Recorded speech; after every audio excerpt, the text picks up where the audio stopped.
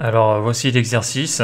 Donc j'ai 4 paragraphes. L'objectif va être de cacher tous les paragraphes sauf le premier. Et à côté du premier paragraphe, on met un lien. Et lorsque l'on clique sur ce lien, les 3 paragraphes qui est en dessous s'affichent. Donc là je montre comment ça fonctionne. Donc là j'ai que le premier paragraphe qui est visible. Lorsque je clique sur le lien, j'ai tous les paragraphes qui s'affichent. Et on peut voir que le lien qu'il y avait ici avant n'y est plus. Là je remonte. Le lien est disparu. Donc la base de travail, donc c'est déjà un fichier HTML, donc basique. Ici, donc j'ai mis une petite feuille de style pour pouvoir mettre en gras premier paragraphe, deuxième paragraphe, troisième paragraphe, quatrième paragraphe, pour pouvoir mettre un petit style là sur le lien, pour le distinguer du reste. Donc après j'ai mis 4 paragraphes et à la fin là j'ai mis le script, j'ai mis le lien pour aller au fichier JavaScript. Donc on a le fichier HTML, le fichier index.js et le fichier pour la feuille de style. Donc une fois que mes fichiers sont prêts, donc je lance index.html avec la serveur. Donc c'est une extension, en principe tu connais, voilà. Donc on va créer notre lien pour le mettre ici là et on va le faire avec le JavaScript. On va pas le faire là sur le HTML va rester comme ça.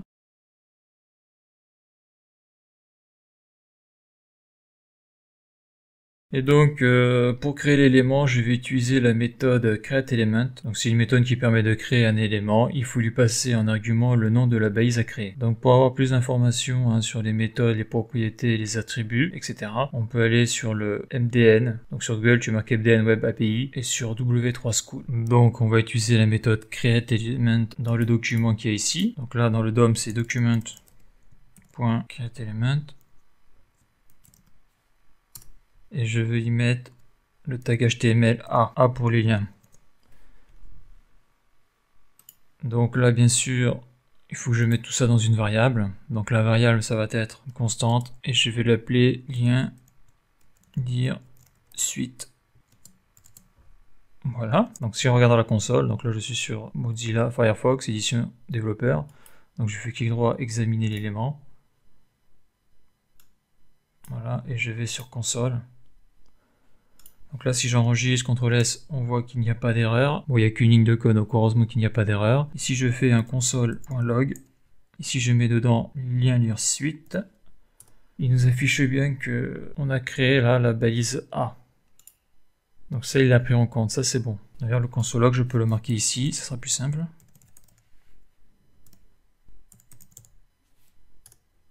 Voilà, donc là il l'a bien pris en compte. Donc là on a créé l'élément HTML A dans le DOM. Bon, je rappelle, le DOM c'est ça, on marque document, on a accès à HTML document, et là on a tout ce qu'il y a dans la page web au niveau des éléments du DOM. Donc il y a pas mal de trucs, dont beaucoup de choses que je ne comprends pas encore. Donc une fois qu'on a créé le lien, donc la balise A, eh bien, il va falloir lui mettre un attribut, un lien en HTML, il y aura l'attribut après la balise href, donc lien lire suite. Et pour mettre l'attribut, j'ai utilisé la méthode setAttribute. Donc elle ajoute un nouvel attribut ou change la valeur d'un attribut existant pour l'élément spécifié. Donc il faut 2 arguments, l'attribut et sa valeur. On écrase toutes les classes déjà affectées sur l'élément. Donc nous, il n'y a pas de problème de classe présente déjà sur l'élément, donc c'est pas un problème. Et donc cet attribut, je vais le mettre sur la balise que je viens de créer, là, le A. Donc je vais prendre la variable lien lire suite. Voilà. J'utilise la méthode setAttribute. Et donc il y a 2 arguments, donc href. Dans le lien, je ne vais pas mettre de lien, je vais mettre le dièse j'enregistre. Donc là on peut voir qu'il n'y a pas d'erreur et on peut voir que là l'attribut a été rajouté à la balise A. Et le lien que j'ai mis à l'intérieur, c'est le dièse. Donc quand on cliquera sur le lien, il ne se passera rien. Si ce n'est que si on est en bas de la page, ça remonte la page en haut. Donc ça c'est bon. Donc là on peut voir que ce lien là, il n'y a pas de texte. Donc il va falloir que je rajoute un texte, par exemple pour lire la suite. Donc pour faire ça, il va falloir utiliser une autre méthode, qui est la méthode innerHTML. Donc cette propriété de l'élément récupère ou définit la syntaxe HTML décrivant les descendants de l'élément. Pour insérer le HTML dans le document, plutôt que de remplacer le contenu d'un élément, utilisez la méthode insert adjacent HTML. Donc ça c'est ce qui marque dans le MDN, il me semble. Donc moi je vais utiliser la méthode classique .innerHTML. Donc je récupère toujours ma variable lien lire suite .innerHTML égale pour lire la suite. Donc CTRL S, j'enregistre. Là il y a une erreur, là c'est un U minuscule. Donc là je change partout, sinon je vais avoir un problème. Voilà, donc là j'ai pas changé, je vois qu'il met une erreur alors que l'erreur est dans le console log. Voilà, donc là le favicon il n'y en a pas. Donc là on remarque que le texte n'y est pas là, mais si on clique ici là, et qu'on va, donc là on arrive sur First Child, on le voit ici là, il y a marqué lire la suite. Donc il l'a bien pris en compte. Inner HTML pour lire la suite. Donc là pour le moment on n'a toujours pas le lien qui s'affiche. Donc maintenant il va falloir afficher le lien. Donc on a créé la balise A, on lui a mis des attributs et un lien. Donc on a créé un texte. Maintenant il va falloir l'afficher. Donc pour l'afficher on va utiliser la méthode AppendChild. Donc la méthode AppendChild ajoute un nœud à la fin de la liste des enfants d'un nœud parent spécifié. Donc ça ajoute un élément enfant à un nœud. Donc un élément HTML dans le DOM. Donc c'est le... Je l'ai pas dit, mais c'est le document objet modèle, donc c'est ce qu'on a vu là quand j'ai affiché le document là, donc c'est tous les objets qui y a à l'intérieur. Et bien donc la méthode AppendChild, on va devoir l'appliquer donc sur un des paragraphes là pour afficher le texte. Mais avant d'utiliser la méthode AppendChild, il va falloir sélectionner le paragraphe sur lequel on va afficher le lien. Donc pour faire ça, on va utiliser une autre méthode qui va être getElementsByTagName ou querySelectorAll. Donc le querySelector retourne tous les éléments sélectionnés par le sélecteur passe un argument, et le getElementsByTagName permet de récupérer une HTML collection des éléments descendants correspondant à la balise passée en argument. Donc on voit, c'est qu'une question d'utilisation de méthode pour manipuler dans le DOM. Donc il va falloir que je sélectionne les paragraphes. Donc je vais faire une variable const les paragraphes. Donc toujours dans l'objet document, donc c'est l'objet principal, c'est la page web.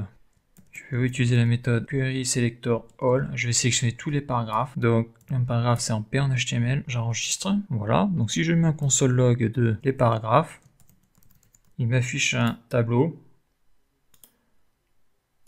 On voit les crochets. Donc, ça, c'est un tableau. Dans ce tableau, il y a 4 node list. Donc, il y a 4 nœuds. Et donc, on les voit, les 4 nœuds. Et là, on peut voir que quand je passe la souris dessus, là, en haut, il y a le surlignement qui se fait. Donc, ça, c'est mes 4 paragraphes. D'ailleurs, on voit inner HTML, on voit le texte du paragraphe. Donc là, moi, ce que je veux, c'est mettre mon lien au premier paragraphe. Donc l'index commence à 0, 0 c'est le premier paragraphe et 3 c'est le quatrième paragraphe. Et donc pour ça je vais faire, donc je vais prendre le tableau, donc la variable les paragraphes. Dedans je vais prendre donc l'index 0, donc c'est pour le premier paragraphe. Et je vais utiliser la méthode AppendChild qui va m'afficher donc mon lien. Et mon lien c'est lien, donc le lien que j'ai défini c'est celui-là, lien lire la suite, CTRL S. Donc on remarque à chaque fois le point virgule il met automatiquement grâce aux extensions que j'ai ajoutées sur Visual Studio Code. Donc là on peut voir que j'ai mon lien. Donc le lien vient d'apparaître.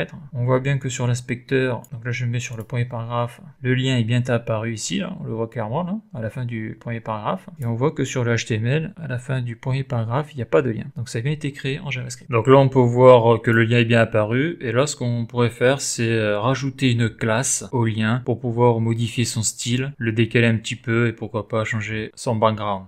Donc comme on le voit là dans l'inspecteur, là, il n'y a pas de classe. Donc on va rajouter une classe et on va utiliser la méthode setAttribute. Donc cette classe va être ajoutée sur le lien. Donc lien lire suite. Voilà, setAttribute. Et je vais donc rajouter une classe et je vais l'appeler lien. Donc là je vais voir dans l'inspecteur. Et donc là je vois qu'il y a une classe et on peut le voir ici, il y a écrit lien. D'ailleurs on voit en haut que ça surligne là, la zone que je prends. Donc on voit en plus qu'on est en bloc inline block. Voilà, donc après il n'y a plus qu'à définir la classe.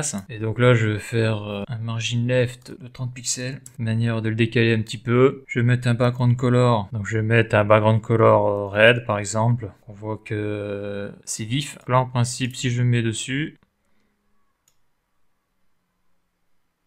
je peux modifier la transparence, voilà. Donc le surlignement là, sous le lien je vais l'enlever. Donc ça c'est la propriété texte décoration. None, donc on peut le voir là, c'est parti. Et après ce que je peux faire c'est juste mettre une font weight en 900. Voilà, c'est un peu plus gras, donc là on peut voir que j'ai mis quelques propriétés sur ce lien là, donc ça montre bien qu'on a rajouté une classe et que ça fonctionne. D'ailleurs ici là j'avais mis une classe gras pour bien voir, pour bien lire premier paragraphe, deuxième paragraphe, etc. Donc là je vais la mettre, comme ça sera plus clair. Font weight de 900, c'est plus lisible. Donc ça c'est bon. Donc maintenant ce qu'il faut faire c'est faire disparaître le paragraphe, tous les autres paragraphes sauf le 1. Et lorsque j'appuierai sur le lien, les paragraphes apparaîtront. Et ce lien là, comme il ne servira plus à rien, il disparaîtra. Donc là ce que je vais faire c'est que je vais créer une fonction cachée texte. Alors les fonctions JavaScript c'est pas si facile que ça parce qu'il y en a pas mal. Donc une fonction est une portion de code qui peut être appelée par d'autres codes ou par elle-même ou par une variable qui se réfère à la fonction. Lorsqu'une fonction est appelée, des arguments lui sont généralement donnés en entrée. La fonction peut également retourner une valeur de sortie. En JavaScript, une fonction est aussi un objet. Donc une petite note là, lorsque l'on définit une fonction, on peut mettre un ou plusieurs paramètres. Donc les paramètres, c'est lorsque l'on définit la fonction, définition de fonction. Et lors d'un appel de fonction, on dit qu'elle attend des arguments. Arguments, donc appel de fonction. Donc il y a plusieurs types de fonctions, hein. Il y a les fonctions nommées, les fonctions anonymes, les fonctions de rappel, callback, les fonctions récursives. Donc là, ce qu'on appelle une expression de fonction invoquée immédiatement, les fonctions imbriquées et les fonctions fléchées. Donc le gros problème avec les fonctions, c'est que moi je peux le voir, j'ai tendance des fois à tout mélanger. Que les syntaxes, c'est pas tout à fait les mêmes. Donc là, je vais partir sur une fonction basique. Et donc une fonction nommée. Donc une fonction, j'aurais pu faire une fonction fléchée, mais bon. Ça, c'est pour mettre les paramètres, et ça, c'est pour mettre les instructions de la fonction. Donc, les paramètres, je n'en mets pas. Donc, pour cacher le texte, il va falloir que j'identifie mes paragraphes, car je veux cacher le texte du paragraphe 2, 3 et 4. Donc, pour cela, j'ai créé une variable les paragraphes où à l'intérieur, j'avais sélectionné tous mes paragraphes. Donc, d'ailleurs, ça me sort, comme on peut le voir dans la console, ça me sort ça, là. On peut voir que j'ai une liste, donc avec mes 4 paragraphes. Donc là, le but, ça va être de faire une boucle for qui va itérer donc sur cette variable-là, qui va accéder donc à la node list, pour après cacher le paragraphe 1, 2 et 3. Donc les boucles for, c'est toujours la même chose. Let i, donc je déclare la variable. I, c'est pour itération. Donc i strictement inférieur à les paragraphes. Et pour connaître le nombre d'éléments qu'il y a dans le tableau, je vais utiliser length. Voilà, et après j'incrémente la variable de 1. i++. Il y a une erreur, pourquoi? Parce qu'il manque accolade. Voilà. La boucle for, donc les instructions que je vais mettre à l'intérieur, donc le but ça va être, pour le premier paragraphe, je ne fais rien. Pour tous les autres paragraphes, à part le premier, je vais les mettre en display none. Donc là actuellement, si je vais sur l'inspecteur, donc on voit que les paragraphes, on peut les voir, donc ils sont en display block. Donc on le voit ici, là, je suis sur le P, là, dans l'inspecteur. Là, on peut voir qu'au niveau des propriétés, là, j'ai un display block. Ici, donc là je clique, là. Si je mets un display none, voilà. On peut voir que le paragraphe disparaît. On peut le voir là. Là, il y a display none et on voit que la couleur a changé. Là. Et c'est le paragraphe numéro 2. On voit que le paragraphe numéro 2 n'est plus présent. Donc là, je rafraîchis, il revient. Voilà. Donc là, pour faire ça, je vais utiliser une boucle conditionnelle. If. Donc si i est strictement égal à 0, eh bien je fais rien. Donc je fais continue, je saute la boucle. Enfin, je saute l'instruction. Donc après, else if, Sinon, si i est strictement supérieur ou égal à 1, donc je vais utiliser la méthode style_display. Donc voilà, pour plus d'informations, d'où le /school. Donc mes paragraphes, donc là je vais y mettre l'index donc là je vais prendre l'index i, c'est-à-dire i va changer à chaque tour de boucle, donc il va faire 0, 1, 2, 3, vu qu'il y a 4 paragraphes. Après, là je raccroche la méthode style.display, voilà, et je le mets à none. J'enregistre. Donc là, la fonction, je l'ai faite et on voit qu'il se passe toujours rien. Donc c'est normal parce que j'ai défini la fonction mais je ne l'ai pas encore appelée. Et donc, je vais l'appeler maintenant. Donc je vais l'appeler cacher texte. Cacher texte. Et voilà, j'enregistre. Et là, on peut voir qu'il n'y a que le premier paragraphe qui s'affiche et les autres paragraphes ont disparu. Et là, si je regarde sur l'inspecteur, on peut voir que ce qui est actif est de couleur et ce qui est inactif est en noir et blanc, quoi, et en gris. Et on voit que là, il y a marqué display none. Donc le texte est toujours présent, mais il n'est plus affiché. Donc maintenant que j'ai caché le texte, je vais vouloir, en cliquant sur le lien, eh bien le faire apparaître. Et donc pour cela, je vais recréer une autre fonction que je vais appeler fonction apparaître texte.